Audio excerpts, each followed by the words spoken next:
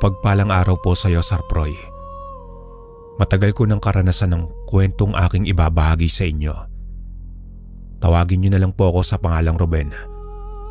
Nakatira po ako dito sa lalawigan ng Catanduanes. Taong 1997 nang maganap ang hindi ko inaasahang pangyayari sa baryo ng aking inang si Milagros sa Capiz. Itong mga panahong ito ay sumama ako sa aking ina nang magbakasyon siya sa kanilang baryo dahil sa biglaang pagpanaw ng kanyang kapatid na si Tito Pedring. Nang sa hindi malaman kung sino talaga ang salarin sa pangyayaring pagkamatay ng kanyang kapatid. Natagpuan na lang kasi ito isang umaga sa gilid ng kalyeng malapit sa talahibang Wakwakantian. At hindi mo mawari kung sa kalmot ba ng mabangis na hayop nanggaling ang mga natamong sugat nito sa katawan o sinadyang hiwa-hiwain ng kutsilyo kung sino man ang masasamang halangang kaluluwa na nagka-interes sa kanyang kapatid nang hindi niya mawari. Habang bumibiyahe kami patungo sa kanilang baryo, napapansin kong medyo magkakalayo na ang kanilang mga kapitbahay. Noong mga panahong iyon ay hindi ko namang masasabi na sobrang hirap o hikao sa mga nakatira sa kanilang baryo. Dahil sa may mangilan-ngilan akong nakikitang malalaking bahay ang nadadaanan namin. Bago pa kami tuluyang makarating sa bahay ng mga magulang ng aking ina. Sa paglipas ng oras, ay tuluyan na nga naming narating ang bahay ng mga magulang ng aking ina. Noong makarating na kami ay nakita kong abala ang mga taong naroroon at kanya-kanyang gawain ng mga ito. At nung makita nga kami, ay masaya nila kaming sinalubong at pinapanik sa loob ng bahay. Kinagabihan ay nagsipagdagsaan na ang mga nakiramay. Sandali lang akong tumulong sa pag-aasikaso sa mga bisitang nakikiramay. Dahil sa hindi pa ako nakakabawi sa haba ng biyahe namin ng aking ina. Kaya naman nagpahinga na muna ako sa kwarto. Habang nagpapahinga ako, ay may naririnig akong mahihinang paghangos na nanggagaling sa labas ng kwarto malapit sa may bintana. Noong pinakinggan ko yun, ay para bang hinihingal iyon at tila hirap na hirap sa paghinga. Sa pag-aakala kong may taong nangangailangan ng tulong, ay agarang ko binuksan ang bintana. Napasingap pa ako ng bahagya nang sa pagbukas ko ng bintana ay bumungad sa akin ang napakadilim na kapaligiran. Mabuti na lamang at medyo nasisinaga ng liwanag ng ilaw na tumatagos sa mga siwang ng dingdingan labas. At nung ko lang nalaman, nagubat na pala ang likuran ng bahay. Nakaramdam ako ng kilabot sa katawan dahil sa biglaang lumambig ang simoy ng hangin. Nang akmang isasara ko na muli ang bintana, nang walang ano-ano ay biglang may nasulyapan akong kulay itim na aso sa di kalayuan. Nagbabaga ang mga matang namumula at panay ang pagsinghap nito na animoy hinihika. Tinitigan ko pa iyon ng panandalian nang bigla na lamang akong nagulat sa kadahilan ng biglang may sumigaw mula sa likuran ko at nagwika itong isara ko kaagad ang bintana. Sa gulat ko ay naisara ko ng pabalibag ang bintana na naging sanhi ng malakas na ingay. Diyos kong bata ka, oo. Huwag kang basta-basta magbubukas ng bintana sa ganitong kalalim ng gabi.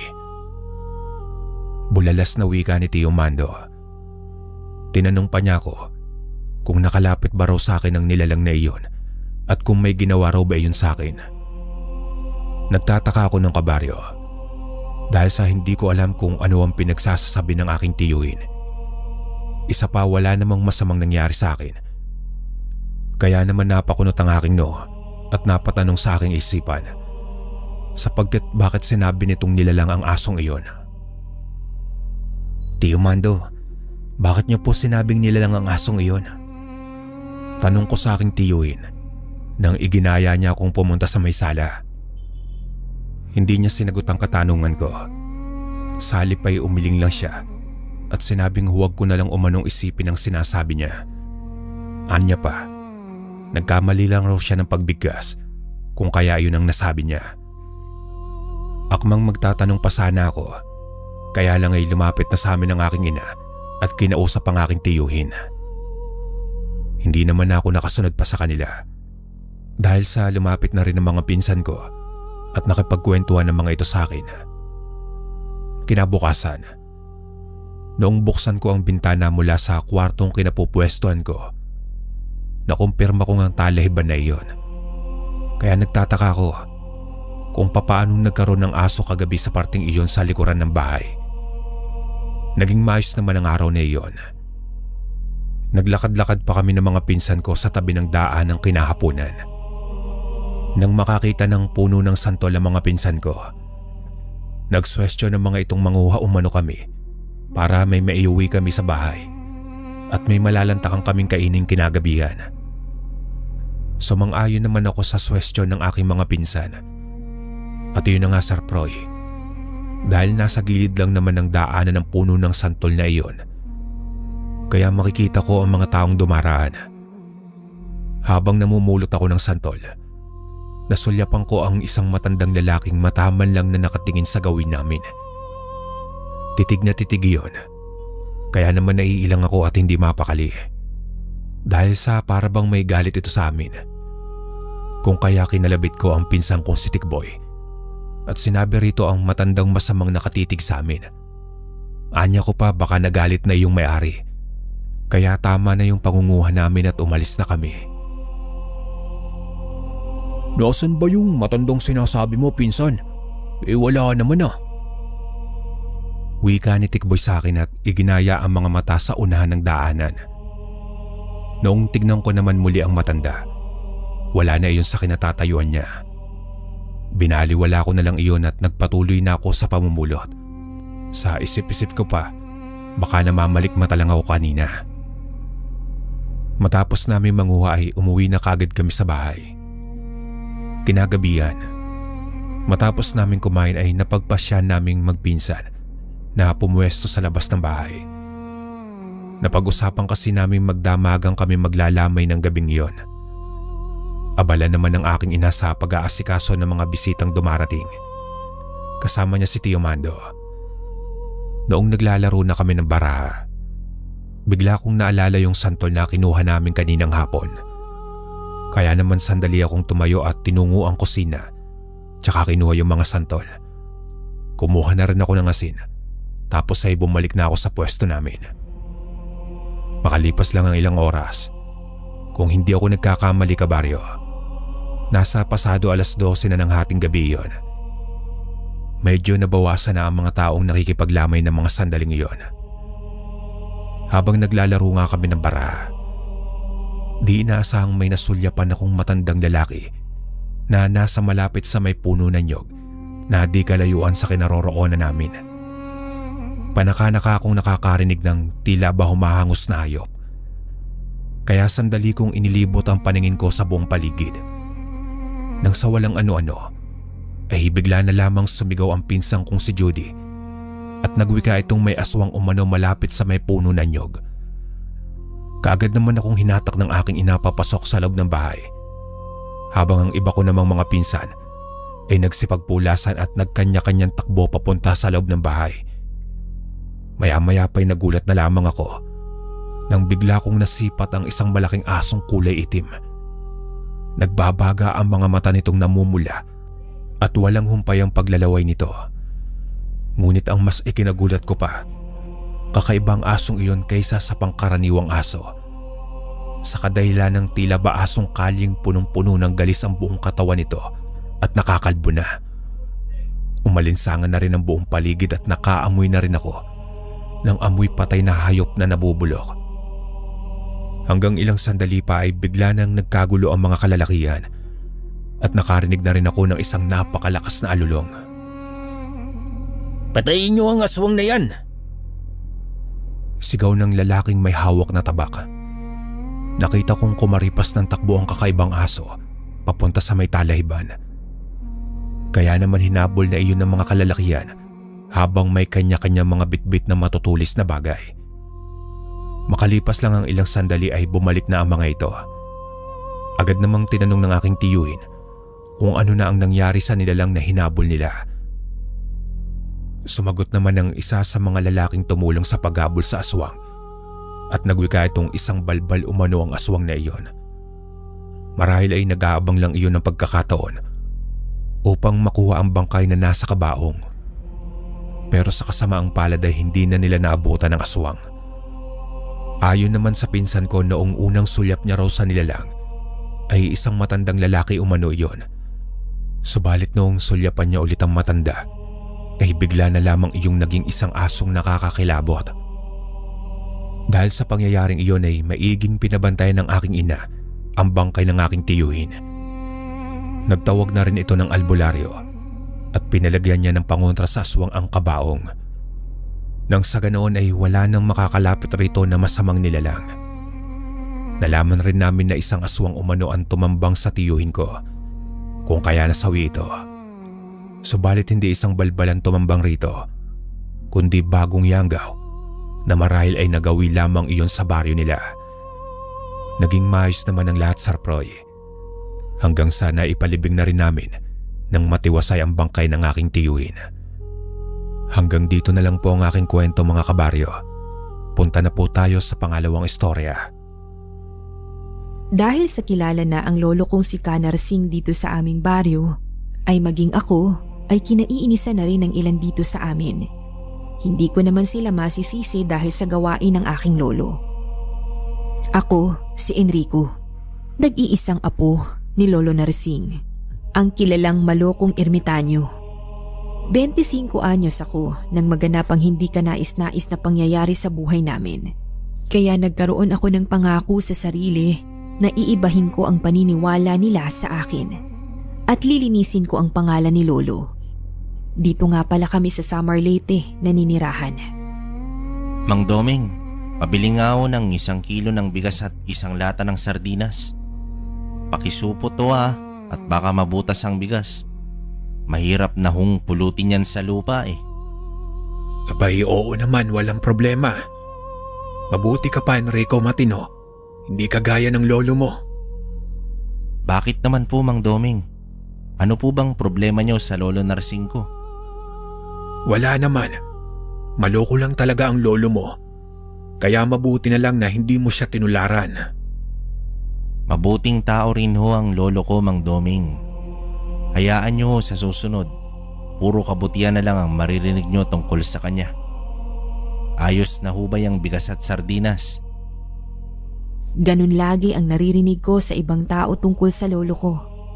Ewan ko ba kung bakit hindi nila makita ang mabuting gawa nito. Pero alam ko sa sarili ko na mababago ko yun. Maghintay lang sila. Pauwi na ako ng mga oras na yun at sa hindi inaasahang pagkakataon ay may nakasalubong akong isang lalaki na halos matanda lang naman sa akin ng ilang taon. Masama ang tingin nito sa akin. Kaya diretso lang akong nilampasan siya. Lolo, anong nangyari? Ikuha mo nga ako ng alak sa tindahan, Enrico. At ako'y nabitin sa 2 bote. Lo naman, parati na lang ho kayong ganyan. Gusto ko na lang isipin na tama yung mga sinasabi nila tungkol sa inyo. Tungkol saan ba yan, Enrico? Bahala ka kung ano ang gusto mong isipin doon. Ibang klase kayo. Bakit ayaw niyong baguhin ang pangit na tingin ng tao sa inyo? Wala akong pakialam sa kanila, apo. Sa sama ng loob ko ay umalis ako ng bahay. Ganun naman lagi si Lolo. Maglalasing tapos magbabasag ng gamit. Kaya hindi ko na namalaya na nakarating na pala ako sa isang lumang bahay na iniiwasan ng ilan. Ang sabi ay hindi raw ordinaryong tao ang nakatira doon. Masyado na pala akong napalayo. Anong klaseng bahay ba to? Ano yun? Sinong nariyan? Hoy, Enrico, bakit ka naririto ha? Di mo ba alam na delikado dito kung mag-isa ka lang? Ha? Bakit naman? Di ko napansin narito na pala kayo. Kaya nga nagulat rin ako nang ako'y matauhan na. Umuwi ka na.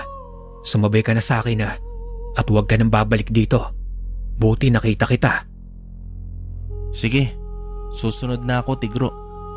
Bakit ka pala narito? Akala ko'y delikadong magpuntang mag-isa rito sa lugar na to. Ang totoo niyan, marami kami. Nauna na yung iba. Kaya tara na, baka abutan pa tayo ng dilim. Mahirap na. Sige, nariyan na ako. Sumunod ako kay Tigro kahit na nalilito ako sa ibig nitong sabihin. Iba rin kasi ang pakiramdam ko nang makita ko ito agad. Malapit na ako sa aming bahay, kaya naman huminga muna ako ng malalim dahil alam kong lasing na naman si Lolo Narsing. Lo, nariyan na kayo? Ay, Enrico. Oh, bakit Ben? At humahangos ka. Anong meron? Nako, ang Lolo Narsing mo naroon sa kalye pinagtutulungan ng mga tambay. Ha? Bakit? Tara, samahan mo ko. Nako, napagtripan. Lasing yata kaya ayun, itinulak kasi yung batang naglalaro kaya ayun, pinagtulungan. Tara na, dalian mo na.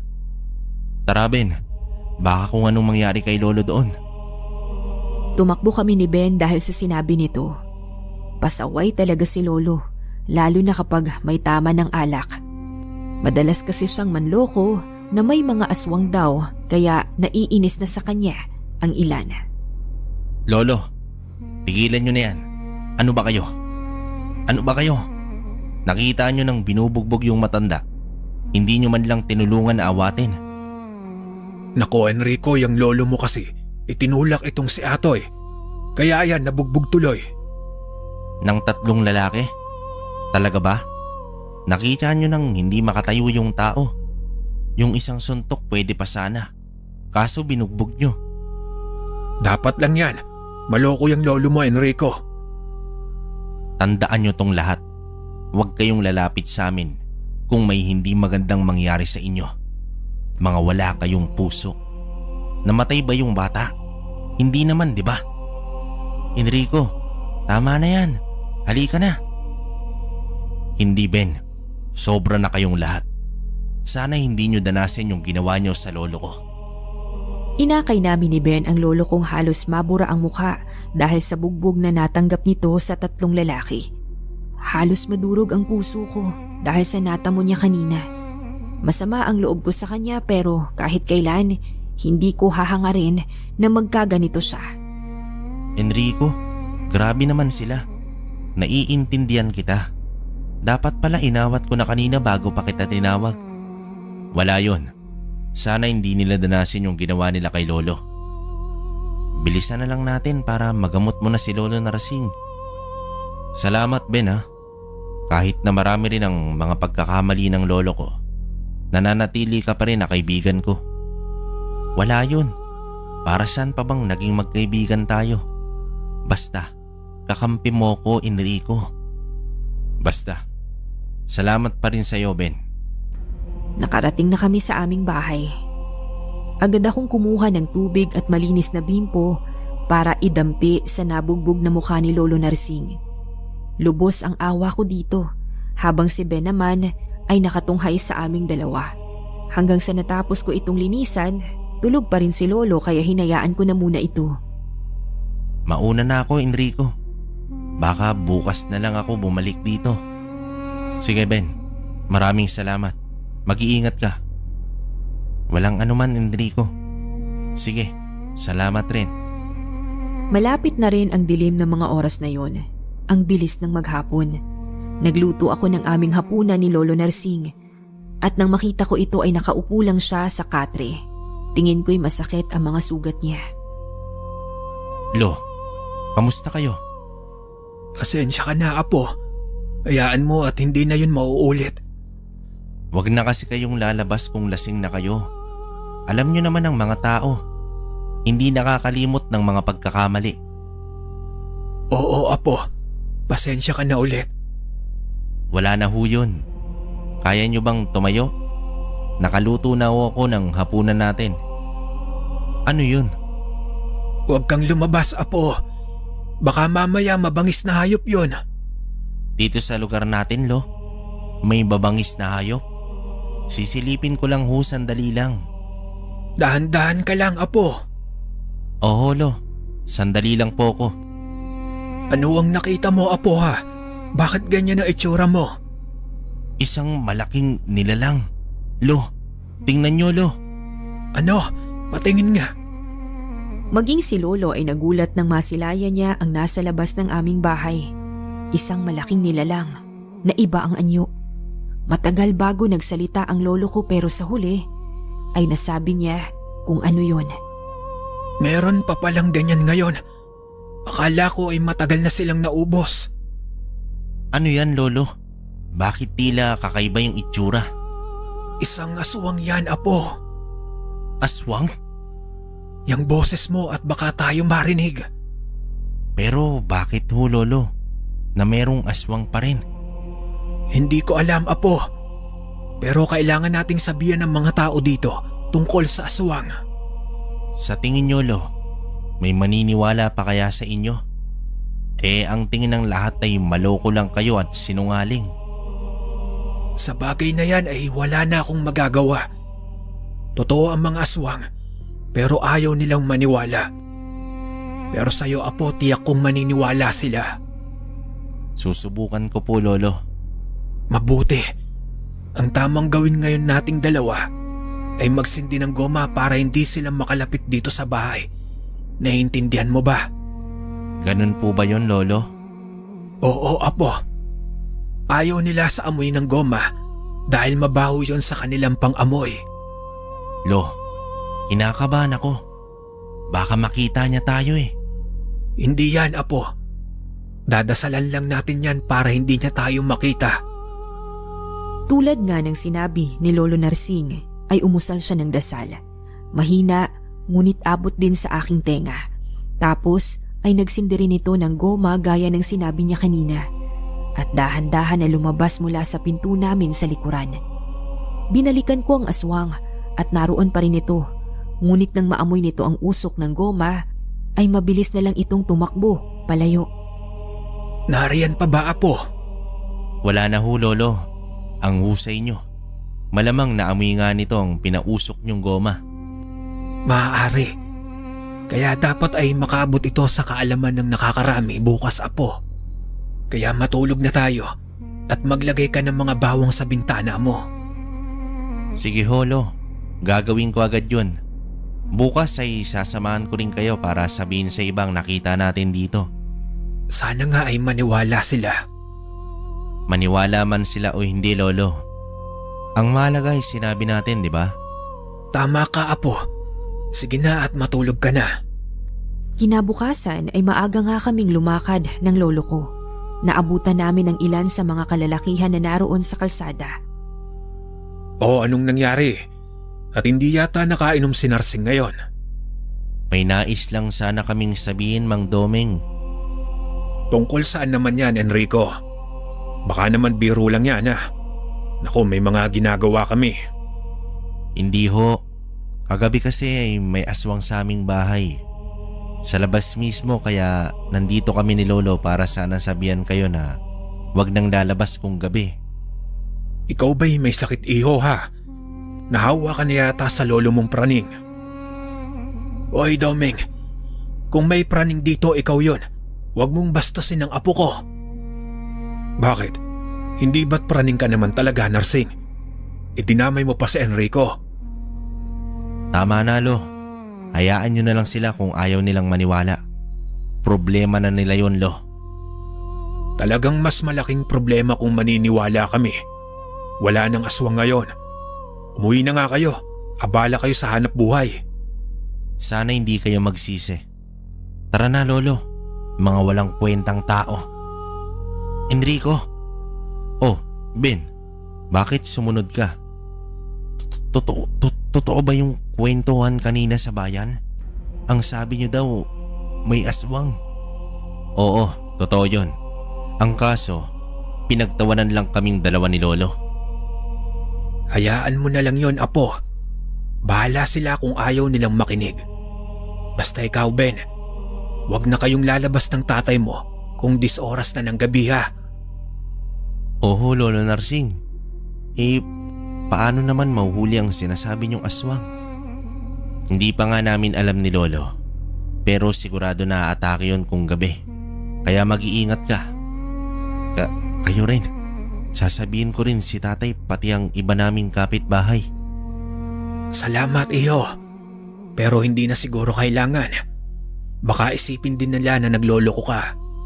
Maghintay na lang tayo kung ano ang mangyayari sa mga taong ayaw maniwala. Sige ho, Lolo Narsing. Enrico, mauna na ulit ako ha. Tumango naman kami ni Lolo dito at ilang saglit pa ay nakabalik na kami sa bahay. Bakit kaya ganun yung ibang mga tao? Nagmamalasakit ka lang tapos pagtatawanan ka pa sa uli. Ganon talaga, Apo. Kaya nga naging maloko rin ako sa iba. Dahil minsan ay ayaw nilang paniwalaan ng totoo. Kaya ngayon ayaw nilang maniwala kahit talaga namang totoo na may aswang dito. Huwag mo nang isipin yon. Tara at nang makakain na ng almusal. Oo nga pala, Lo. Paano natin lalabanan ng aswang? May mga gamit ba kayo? Simple lang yon, Apo. Basta naniniwala ka na may Diyos, panalo ka na sa bagay na yon. Tama kayo, Lolo. Mas malakas siya kahit kanino pa man. Sa mga lumipas na araw ay parati na lang na napapailing ang mga tao kada makikita nila kami ni Lolo. Pero di na namin yun pinapansin. Hanggang sa sunod-sunod ang mga nawawalang mga hayop at nakikita na lamang nakalahati na lang ang katawan at ubos na ang dugo. Maging mga kambing at kalabaw ay ganun din. Pero hindi pa rin sila natakot. Tao po? Lolo Narsing? Enrico? Nariyan ba kayo ha? Sandali lang. Sino ba yun? Ang aga. Enrico? Tao po? Oh, Ben. Bakit ang aga mo yata dito sa bahay? Ibabalita ko lang sa inyo yung mga hayop na namamatay. Pati mga kalabaw at kambing. Oh, bakit naman sa amin mo sinasabi yan? Alam mo ba? Putol lang mga katawan nila saka wala nang mga dugo. Nakakatakot. Sino ba yon, Enrico, ha? Lo, si Ben ho. Ay yung mga alaga daw sa bayan walang mga dugo at kalahati na lang. Ah, kailan pa yon? 1 linggo na ho, Lolo Narsing. Yan na nga ba ang sinasabi ko? Talagang namiminsala na ang aswang.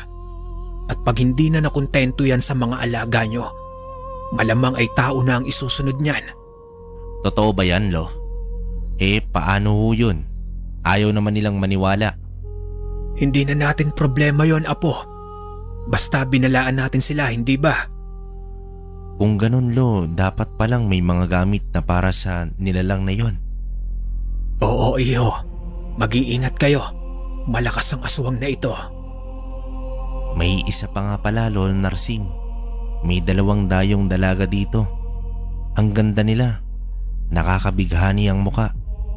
Nung dumating sila, nagsimula ng mga ganun. Tapos kada gabi daw, may malaking ibon sa gabi. Na ang sabi pa ay mukha raw yun ng magandang dalaga. Tama nga ako. Mga mandurugo yon. Mandurugo ho, Lolo? Ano? Mga aswang din sila? Oo, Apo. Mga uri ng aswang ang mandurugo. Nagpapalit ng anyo sa gabi bilang ibong mandaragit na may mukha ng magandang dalaga. Mas mabagsik kaysa sa mga manananggal. Ngayon alam ko na. Salamat ho, Lolo Narsing. Mauna na ho ako ulit. Abay, kumain ka na muna din niya, Iho. Saluhan mo na kami. Oo nga naman, Ben. Tayo na sa loob nang makakain ka na rin. Nakakahiya naman ho pero sige na nga. Mula nang malaman ko ang tungkol sa mandurugo ay hindi na ito nawala sa isip ko. Kada gabi ay tinatalasan ko ang aking pakiramdam, maging ang aking pandinig. Kaya naman kinilabutan ako nang makarinig ako ng kaluskos mula sa gilid ng aking silid. Ano yun? Hindi kaya naritong mandurugo? Apo, Enrico, gising ka pa ba, ha? Lo, pasok ho. Bukas yan. Kanina ka pa ba gising, Apo? Tumayo ka dyan. Bakit ho, Lolo? Tama ho ba ang pakaramdam ko? May mga aswang sa labas? Oo, Apo. Tayo, bilis. Saan ho tayo pupunta, Lolo? Wala, Apo. Lalaban tayo. Kunin mo yung buhong kawayan na yan. Itong payat na kawayan na ito, Lo? Ano ang susunod na gagawin natin? Lakasan mo ang loob mo, Apo. Tayong dalawa lang ang magkakampi dito. Naiintindihan mo? Kaya huwag kang matakot. Basta nariyan kayo. Kaya ko, Lo. Maingat kaming lumabas at doon nga bumulaga sa aming dalawa ni Lolo Narsing ang isang malaking ibon na sinasabing ibong mandaragit. Patamaan mo sa pakpak, Apo, para magtamo ng sugat. Oho, Lolo. Kayo, anong gagawin nyo? Ako nang bahala, Apo. Basta gawin mo lang ang dapat, ha? Ang laki niya. Basta patatamaan ko lang ang pakpak niya. Ngayon na, Enrico, Apo. Tirahin mo ng buo ang pakpak. Tamaan ka sana. Magtago ka kaagad. Nalapdisan lang ito kaya bumaling ang tingin sa akin ng malaking ibon. Nagulat ako sa itsura nito. May mukha ng babae. Magtago ka, Enrico, Apo. Bilis. Papunta na siya dito, Lolo. Dumaplis lang ang buho. Masyado tong malaki at mabilis. Ganun talaga. Sa susunod dapat ay asintahin mong mabuti. Ha? Bigla siyang lumiko, Lolo. Anong nangyari doon? Bumalik. Kailangan na pagandaan yan. Kakaiba ng pakiramdam ko. Pasok na sa loob ng bahay, Enrico. Mabilis kaming tumakbo papasok sa loob ng bahay. Naghintay na kami hanggang sa mag-umaga. Nagtungo ako sa bayan para bumili ng ilang bote ng krudo dahil paubos na ang gamit namin. Habang naglalakad ako nang makababa ng tricycle ay may napansin akong magandang dalaga na nakatingin sa akin. Ang ganda niya kaya medyo natulala ako. Lalo na nung umiti ito sa akin. Nabalik lamang ako sa isip nang tapikin ako ni Ben sa balikat. Hoy, sinong tinitingnan mo? Para kang nakakita ng Diyosa. Diyosa nga yata yun, Ben. Nandun siya kanina. Ha? Saan dyan? Ingat, baka mamaya mandurgo yun. Sabi mo kasi parang Diyosa eh. Oo nga pala, nawala sa isip ko yan ah. Kanina lang nandun siya nakatayo eh. Mag-ingat ka, Enrico. Si Lolo Narsing nga ang nagsabi na magagandang mga mandurgo. Nakalimot ako. Pero sige, una na ako sa iyo, Ben. Punta ako mamaya sa inyo ha. Makikitulog ako. Yun lang ba? Sige, walang problema, Ben. Napakamot pa ako ng ulo dahil medyo nawala ako sa konsentrasyon nang makita ko yung magandang dalaga kanina. Nang makabili ako ng 2 bote ng krudo, ay umuwi na rin ako. Pero dumaan muna ako sa tindahan ng bawang. Ilang oras din ang aking biyahe at nakauwi na rin ako sa bahay. Naabutan ko si Lolo na nagkakayas muli ng tubo. Lo, mamaya na yan. Kumain na muna tayo. Nagkita pala kami ni Ben kanina. Dito daw siya matutulog. Walang problema. Sige at matatapos na rin ako dito. 3 lang naman ang ginawa ko. Tara na, Lolo. Mamaya na yan. Tutulungan ko kayo mamaya. May dala rin ako dito, Lo. Mabuti. Naubos na yung gamit natin dyan. Mamaya ayusin ko rin yon. Saan nyo gagamitin ang bawang? Pangontra din yan. Basta akong bahala. Kumain kami ng tahimik at hindi ko na rin binanggit pa ang nakita ko kanina dahil pihadong mag-aalala siya sa akin. 3 araw ang lumipas at nagkatotoo nga ang sinabi ng lolo ko. Nambibiktima na rin ito ng tao, kaya halos magsisi at matakot ang marami. Pero hindi na kami nagsalita pa dahil ayaw nilang makinig. Apo, si Ben ba ay narito na? Akala ko ba dito yun matutulog? Kakarating lang, Hulo. Gusto nyo ba ng kape? Sige, Apo. Nasaan ang kaibigan mo? Palabasin mo rito. Oo. Ben, tara dito. At may kape akong ginawa. Nariyan na, Enrico. Sandali, Apo. Huwag kang maingay. Ano yun? Parang may malaking ibon sa bubong.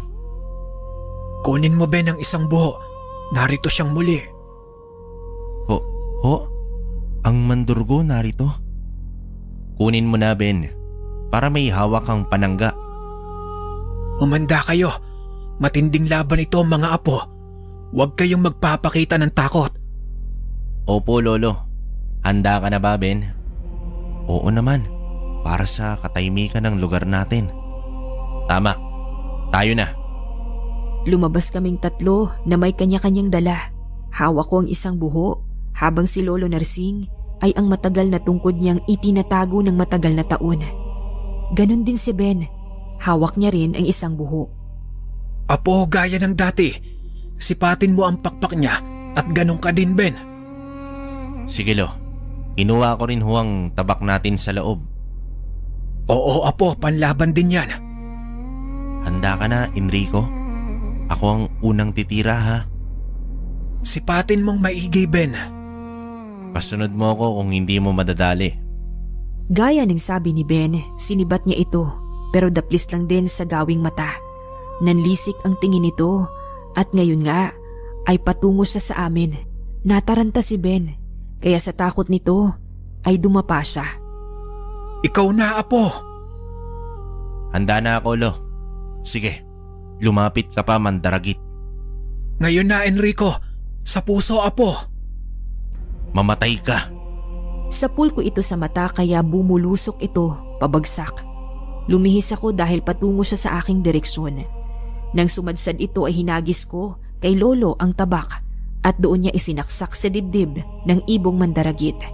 Nagulat kami dahil nagdatingan ang mga tao. Ayun nga. Totoo nga ang aswang. Anong ginagawa niyo rito? Lolo, ang kuko ng ibong mandaragit. Tinakbo ko ang kinaroroonan nila. Saka ko kinuha ang buho na nahulog kanina at isinaksak kong muli sa mga mata nito. At doon ito tuluyang nawala ng buhay dahil tagos rin ang tabak sa puso ng ibong mandaragit. Tapos na lo, wala na siya. Mahusay ka, apo. Nasaan si Ben? Narito ho ako, Lolo Narsing. Mahusay kayong dalawa dahil sa katapangan niyong pareho. Narsing, Enrico. Pasensya na kayo kung hindi kami naniwala noong una. Wala na yon, Doming. Ayos ba kayo lo? Oo, apo. Ang husay niyong dalawa. Siyempre ho kasama namin kayo. Inakbayan kaming dalawa ni Ben ng lolo ko ng mga taong dumating at napakamot na lang ng ulo. At sa huli ay nagkaintindihan rin sina Lolo at Mang Doming. Ben, ang tapang mo kanina dun ha? Hindi nga, ang kaba ko kaya dun. Pareho lang tayong natakot. Pero dapat lakasan ng loob. Tama ka, mabuti ay maayos nang muli dito sa atin. Oo nga, tara na, tayo na sa loob. Maging aral na kahit gaano pa kasama ang isang tao, may nakatago pa rin na kabutihan dito. May kanya-kanya tayong kwento, kaya wag husgahan ang minsang pagkakamali nito. Walang perpekto sa mundo. Lahat pwedeng magbago. Wakas. Sa aming bayan, kada merong magkakasakit ay sa akin lahat sila tumatakbo. Kahit na mas mahusay ang nanay ko sa panggagamot. Itinuro kasi nito sa akin kung paano ang manggamot ng kung ano-anong sakit. Mapalagnat man yan o kaya ay malalaking sakit. Pero di ko inaasahan na maging ang hindi kinikilala ng siyensya ay akin din palang gampanin. Ako si Isko, 25 anyos ng aking ipamalas ang isang pambihirang katangian na namana at itinuro ng aking yumaong ina dito sa bayan ng Cotabato. Isko, nako halika, dalian mo. Bakit ho? Anong problema Mang Goryo at kayo humahangos pa? Nako, Isko, si Berto natuklaw ng ahas sa bukid. Madali ka na at baka tumigas na ang panganon. Ho? Anong malay ko ron manghihilot lang ako. Sa iba nyo na lang dalin si Berto. Ano? Hindi ba't napagaling mo noon ang anak ni Mameng noong nahulog sa puno? Oo Mang Goryo. Pilay nga ho yun kaya ako napapagaling. Ibang usapan naman ho yung natuklaw ng ahas. Basta, Tara na at subukan mo lang. Sige na, Isko, tara na. Sige na nga ho. Halos 1 kilometro din ang tinakbo namin ni Mang Goryo. Pagdating namin sa bahay nito, ay maputla na siya. Diyos ko, maputla na si Berto ah. Wala ba kayong ginawang unang lunas? Palagay ko'y wala. Dahil ikaw nga ang hinihintay nila. Subukan mo lang, Isko. Baka makuha mo ang kamandag niya sa katawan. Saan ho ba nakagat itong si Berto ng ahas? Nasaan ho bang parte? Sa binti niya daw, Isko. Yan ang hinihilot daw kanina.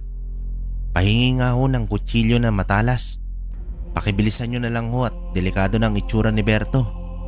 Oh, ano pang tinatayo-tayo mo dyan, Ason? Ikuha mo ng kutsilyo. Teka lang ho. Parang hindi naman siya nakagat ng ahas, Mang Goryo ah. Tingnan nyo yung mga daliri niya sa paa.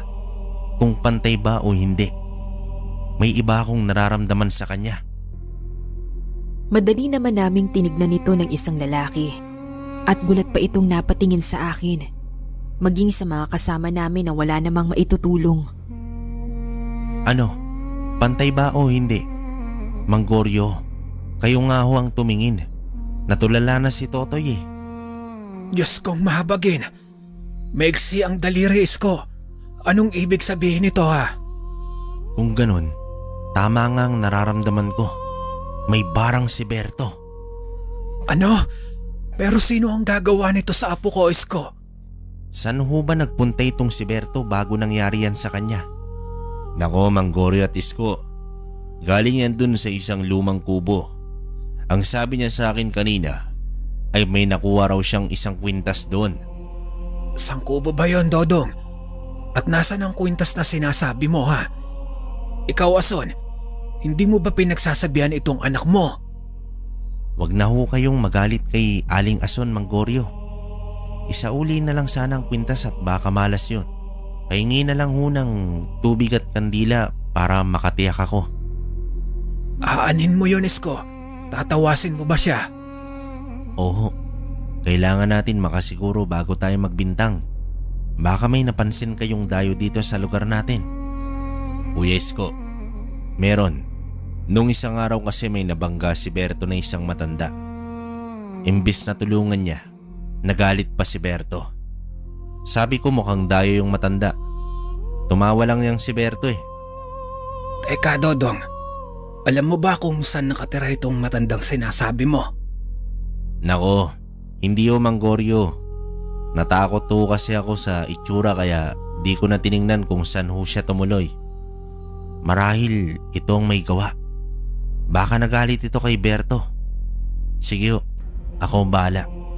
Nakumpirma ko nga na nabarang si Berto. Pero ang malaking katanungan ay kung sino yun at nasaan ang may gawa. Ang labo rin ng paligid minsan eh.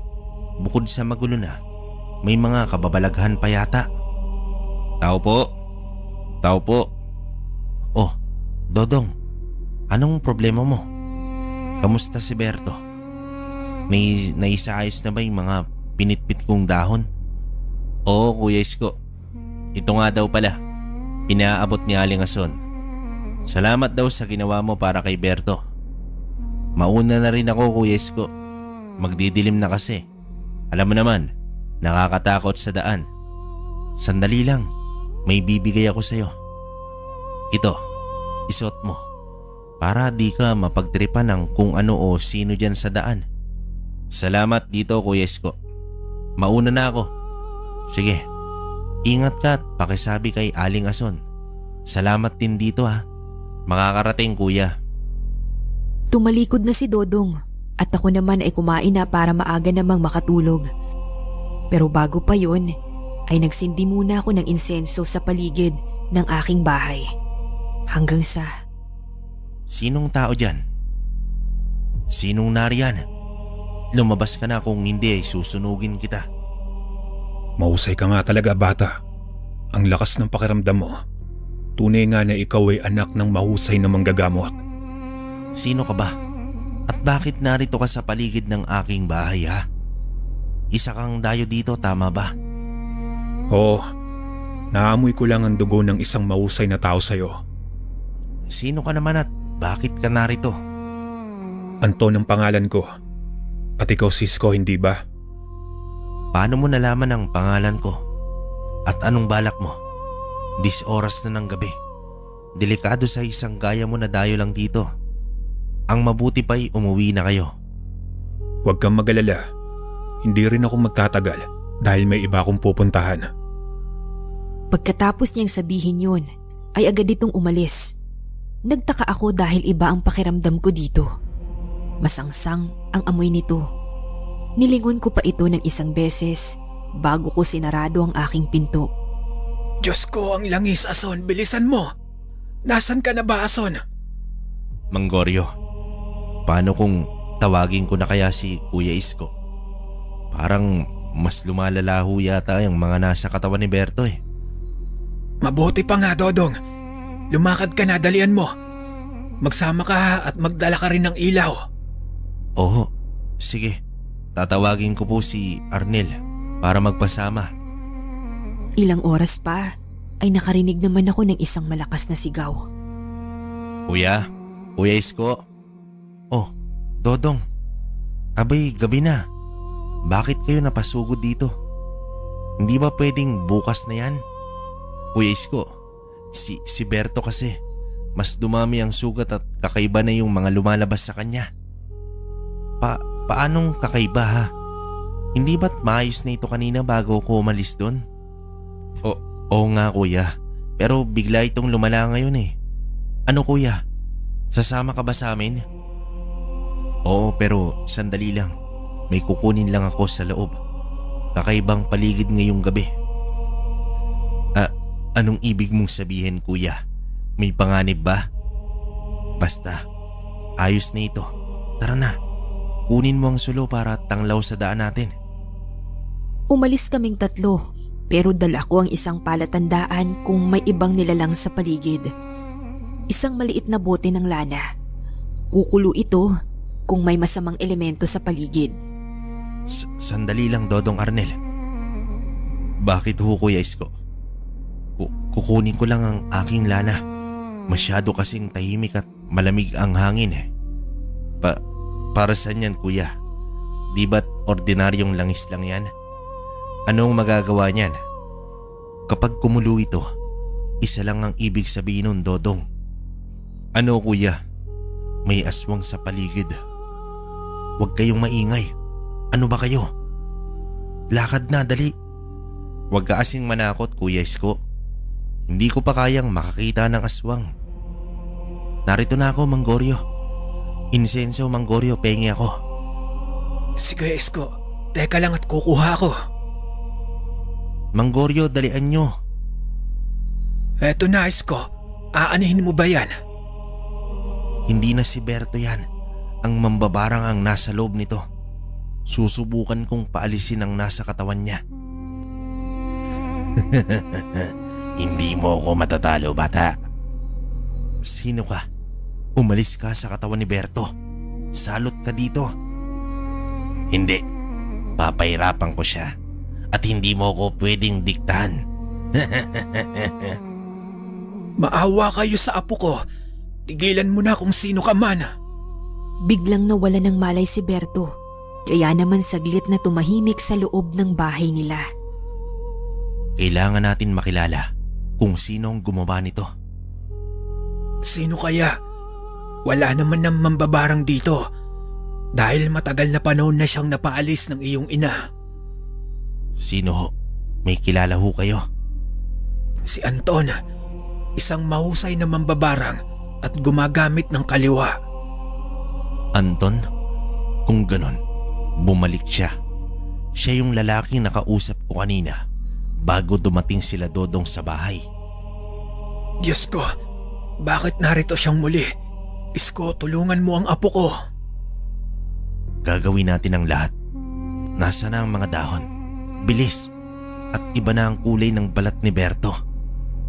Dinikdik ko ng pino ang mga dahon. At sa tulong ng mga orasyon na aking gamit, ay pansamantalang umayos ang itsura ng katawan ni Berto. Naghilom ang ibang mga sugat na nilalabasan na ng mga ipis at uod. Nagpaalam na rin ako sa mga ito dahil maayos na si Berto. Binilin ko rin na huwag aalisan ng mga dahon ang mga sugat. Palitan kada 2 oras. Alam ko nandito ka. Anong gusto mo? May dala akong bagay na nagsasabing may kasama ako dito. Labas na. Mahusay ka talaga, bata. Akalain mong napahupa mo ang mga insekto ko. Bakit mo ito ginagawa? Anong dahilan? At nagbalik ka pa? Aba, at akalain mo nga naman, kilala mo na ako ngayon. Tigilan mo na ang kaibigan ko at lisanin mo nang muli ang bayan na ito. Hindi, Isko. Hambog ang binata na yan. Hindi marunong makita ang mali niya, kaya dapat lang sa kanya yon. Nagpalit ito ng anyo. Kaya naman ang tignan ko, ang lana, ay sobra ang pagkulo nito. Isa pala itong aswang. May taglay na mahabang buhok at may matalas na ngipin. Anak ka ng lahi mo. Tatapusin na kita ngayon at uubusin ko ang mga tao dito sa bayan. Hindi ko hayaan ang nais mo, Anton. Lalabanan kita. Yun ay kung makakaya mo ako, bata. Ang ligsi nito kaya naman napasalampak ako sa lupa. Nabitawan ko ang lana na patuloy pa rin ang pagkulo. Nahagip ng aking paningin ang malaking bato at sakto paglundag niya sa akin ay sako namang pukpok sa mukha ni Anton. Magbabayad ka sa ginawa mo sa mukha ko. Nararapat lang yan dahil isa ka rin palang aswang. Umalis ka na dito sa aming bayan. Hindi. Walang kahit na sino ang magpapaalis sa akin dito, tandaan mo yan. Hindi pa tayo tapos at babalikan kita, Isko. Magmula nang malaman ko na si Anton ngayon ay mas marami ang nagkasakit. Palagi akong nasa labas ng bahay para tulungan siya. Ang iba ay malubhana pero nagagawan ko ng paraan sa tulong ng aking kakayahan kaya walang namamatay.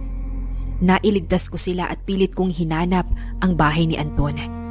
Pero lubhang mapaglaro ang kapalaran dahil hindi mo mapipigil ang ibang mangyayari. Kuya Isko, mabuti at nakita kita dito. Hindi na ako tutungo pa sa bahay mo. Bakit naman, Dodong? Yung anak ni Aling Bebang, patay, wakwak ang tiyan. Ginabi kasi ng uwi kaya yun napagtripa na. Nasaan siya? Tara, samahan mo ko. Sige kuya, naroroon na ito sa bahay nila. Dito na lang humanong, salamat. Dito Kuya Isko. Ayun sila. Kawawa naman, may mga anak pa na maliliit. Iisa lang ang may gawa niyan. Bakit ayaw nilang tumigil? Umuwi ka na sa inyo at sabihan mo silang lahat na wag nang lumalabas tuwing lulubog na ang araw. Sige kuya, gagawin ko. May ilang nakapagsabi sa akin kung nasaan ang bahay ni Anton kaya naman uwi muna ako para kumuha ng mga gamit. Isa siyang aswang na mambabarang kaya malamang ay takot din ito sa asin. Kaya tapos siya sa akin. Naghintay ako ng oras at hanggang sa inabot ako ng dilim. Alam kong aatake ito kada gabi para maghanap ng biktima. At hindi nga ako nagkamali.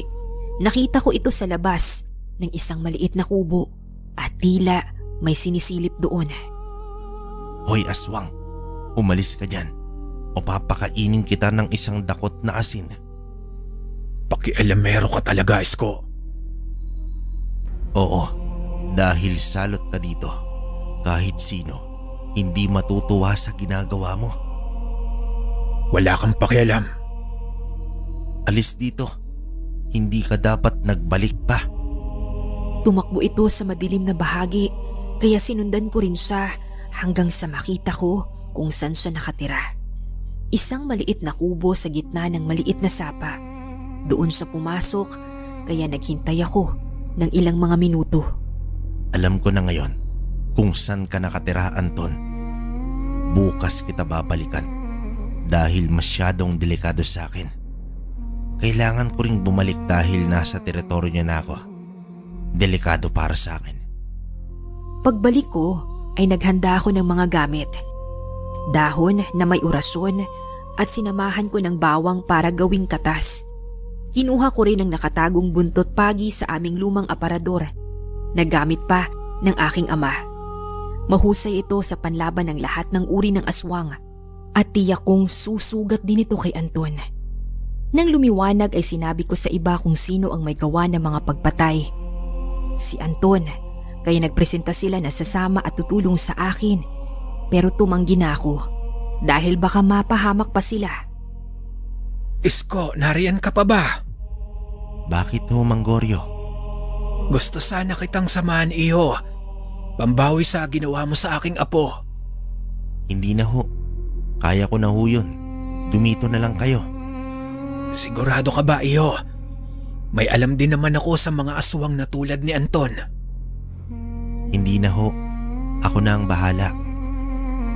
Hindi ko na hinayaan na sumama pa si Mang Goryo. Alam kong mapanganib ito kaya minabuti kong ako na lang. Malayo pa lang ay tanaw ko na ang usok na tiyak kong nagmumula sa kubo nito. Tila tahimik ang buong paligid kung kaya't minabuti kong maghintay muna kung lalabas ito. Pero inabot na ako ng ilang oras doon, ngunit walang Anton na lumabas. Malamang ay wala na ito sa loob ng kubo niya. Tiyak na nasa paligid lang siya at nakamasid rin sa akin. Kailangan kong magdoble ingat at baka inaabangan niya rin ako. Anong ginagawa mo dito? Sinusundan mo ba ako, Isko?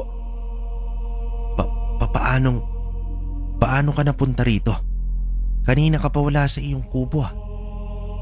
Ano sa palagay mo? Ramdam ko na may ibang tao dito at tama nga ako. Narito ang anak ng isang manggagamot noong araw. Nandito ako para malaman kung bakit piniperwisyo mo ang mga nakatira dito. Wala ka na doon. Masama silang lahat kaya dapat lang yun sa kanila. Tumayo ako at nakipagtitigan sa kanya. Nakipag-usap ako dito na itigil na niya ang mga perwisyo na ginagawa nito sa bayan. Hindi ito umimik kaya naman iniwan ko siya doon mag-isa. Kapag ginawa niyang muli ay hindi na ako mangingimi na labanan siya. Oy, Kuya Isko, anong nangyari sa pagpunta mo doon na? Inausap ko muna siya. Pag inulit niya, wala na akong magagawa, kundi ang sapilitan na paalisin siya dito sa atin. Tama yon, kuya.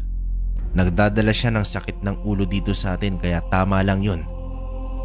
Kaya kayong lahat, paggabi na, ay manatili na sa loob ng mga bahay nyo. Magmatyag din kayo sa paligid at makaramdam kayo. Tatandaan namin yan, Kuya Isko. Mula sa malayo ay dinig namin ang umiiyak na ali. Kalong nitong isang batang lalaki na namimilipit sa sakit ng ulo at tiyan. Anong nangyari ha? Pati, anong masakit? Namumutla na siya. Buhatin niyo bilis para madala sa bahay ko. Ale, ako na ang bubuhat. Dalian niyo na. Kargain mo ng maayos, Dodong. Tayo na. Madali ka na. Pagdating namin sa bahay ay naglagay ako ng ilang dahon para ipainom at ipalapat sa tiyan nito. Tila hindi na ito makahinga dahil sa tigas ng tiyan. Ilang minuto ay nagsuka ito ng kulay berdeng likido, saka nawala ng malay ang bata. Iyak na walang mulat naman ang nanay nito. Wag ho kayong mag-alala, ate. Maayos na ho ang anak nyo.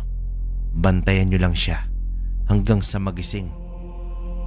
Kuya, ano bang nangyari sa bata? Bakit nagsuka siya ng ganon? Ayaw tumigil ni Anton. Siya ang may gawa niyan. Mukhang mapipilitan na akong paalisin siyang muli dito. Anong gagawin mo? Baka delikado yun.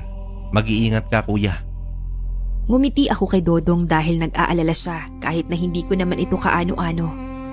Ilang araw pa ang lumipas at lumaganap ang mga nababalitaang patay. At iisa lang ang sanhi.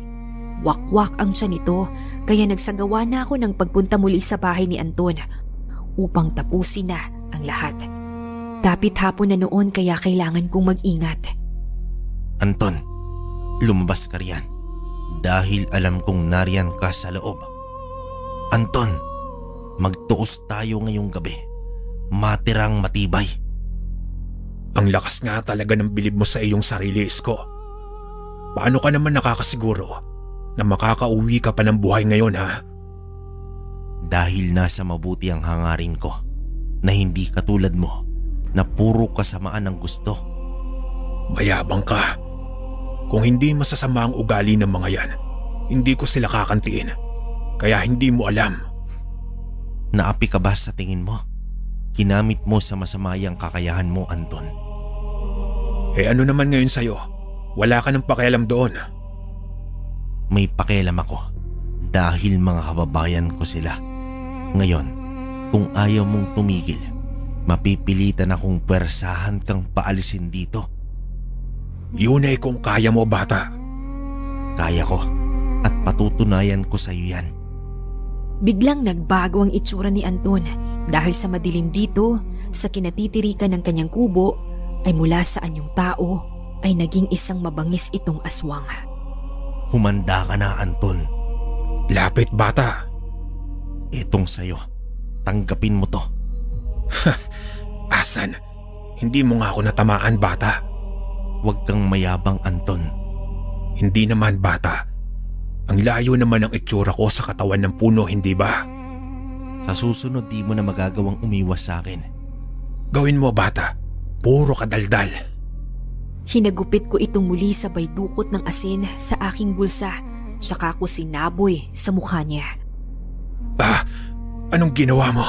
Magbabayad ka sa akin. Yan ang bagay sa'yo. Masyado kang komportable. Masakit, diba? Bilib na bilib ka kasi sa sarili mo. Lapastangan ka sa aming lahi. Tatapusin na kita ngayon. Tinapatan ko ang ligsi niya bilang isang mahusay sa pakikipagtagisan. Si Anton bilang aswang ay hindi ko inurungan. Hawak ko ang buntot pagi at walang patid ko siyang hinampas nito. Tukop ni Anton ang muka dahil sa natamong lapnos sa asin. Ang sumunod kong ginawa ay inilabas ko ang dala ko ring dahon na may katas ng bawang. Kahit gaano ka pa kagaling, di ako na may kahinaan ka rin. Itong sayo, bata. Matalas ang mga kuko niya. Muntik na ako dun, ha. Swerte mo, bata. Pero sa susunod ikaw na ang mahahati. Sige lang, sumugod ka lang. Tatapatan kita, Anton. Isang mabilis na pag-atake ang ginawa nito. Nais talaga niyang mapatay ako. Pero yun ang malabong mangyari. Hindi ako papayag. Puprotektahan ko ang aking mga kabaryo. Magdasal ka na, bata. Ang dami mong satsat. Sugod na. Ito ng katapusan mo, Isko. Kita ko ang pagnanais ni Anton na mapatay ako. Pero hindi ko yun hahayaan. Mabilis si Anton dahil sa anyong aswang at mambabarang. Nasa ere ito at nakaamba ang matutulis na kahoy habang nakabuka ang bibig at naglalabasan ang ilang insekto. Ang ginawa ko ay kumuha ako ng kahoy na tuyo. Tsaka ko binuhusan ng krudo at aking inapuyan.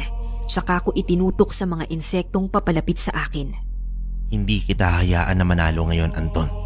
Kung hindi ka nakuha sa pakiusapan, pues pasensya na dahil hindi ako susuko sa'yo. Sige, Isko. Tanggapin mo ang mga alaga ko. Uubusin ko sila, kaya huwag kang pakasiguro. Papasukin nila, maging ang kaliit-liitan ng bahagi ng iyong katawan hanggang sa mawalan ka ng buhay. Natigil siya dahil nakita niyang natupok sa apoy ang mga insekto na galing sa kanyang bibig. Kaya nang maubos ko ang marami ay ako naman ang sumugod. Hinampas ko siya ng buntot pagi, tsaka ko isinaboy ang natitirang katas ng dinikdik kong dahon at bawang. Umuusok ito dahil sa talab ng bisa ng aking dasal noon. Ano to? Bakit sobrang hapdi? Mula pa yan sa dinikdik na dahon at katas ng bawang na sinamahan ko ng dakilang dasal, Anton. Walang kwenta yan sa akin. Mawawala rin yan. Ganun ba? Eto, hindi mo na malalaman pa kung may bisa o wala. Anong gagawin mo, Isko? Huwag. Masdan mo. Tumakbo ako patungo sa kanya, Tsaka ko hinampas ng sunod-sunod ang kanyang katawan. Naglatay ito ng malalim at wala nang lunas pa. Hanggang sa mapaluhod ito at hindi na makabangon dahil sa panghihina. Hindi ito maaari. Tapos ka na, Anton. Huwag ka nang babalik pa. Wag, Isko. Wag. Kung ginamit mo lang sana sa kabutihan ang iyong kakayahan, ay baka hindi umabot dito ang lahat. Namatay si Anton dahil sa huling tira ko ng buntot pagi. Nakakalungkot lang dahil naghiganti siya sa mga nagpakita ng pangit na ugali dito. Ugaliin na huwag manghamak ng iba. Igalang ang bawat isa nang sa ganon ay walang gumawa ng pangit rin sa'yo. Wakas.